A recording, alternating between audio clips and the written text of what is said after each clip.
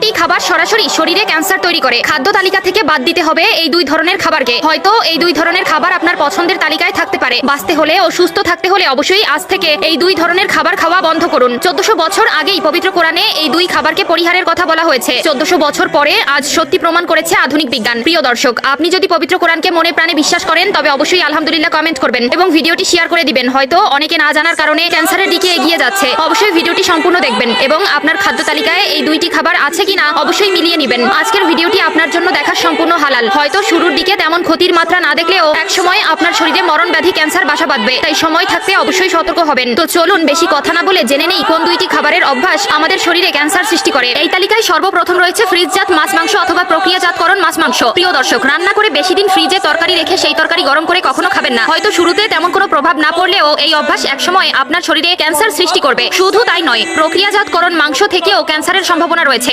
অভ্যাসগত কারণে আমরা অনেকেই মাছ মাংস রান্না করে ফ্রিজে রেখে দেই। তাই এক বেলা নয়, দুই বেলা নয়, 2-3 দিন পর্যন্ত ফ্রিজে রেখে দেই। এই ধরনের অভ্যাস আমাদের জীবনকে মৃত্যুর দিকে নিয়ে যাবে। শুধু তাই নয়, উচ্চ তাপমাত্রায় কিছু খাবার রান্না করা হলে, যেমন গ্রিল করা বা ভাজা পোড়া, ক্ষতিকারক যৌগ তৈরি করতে পারে লাল মাংসে। কিছু পনির, ভাজা ডিম, মাখন, মার্জারিন, মেয়োনিজ, তেল এবং বাদামও ক্যান্সারের ঝুঁকি বাড়াতে পারে। লাল মাংস ক্যান্সারের ঝুঁকি বাড়ায়। গরু, ছাগল, ভেড়া, শূকর ও অন্যান্য পশুর লাল মাংস সুষম খাবারের উৎস, যা শাকসবজি ও ফলমূলে পাওয়া যায় না। অতিমাত্রায় লাল মাংস খাওয়া স্বাস্থ্যসম্মত নয়। এই কথাটি পুরনো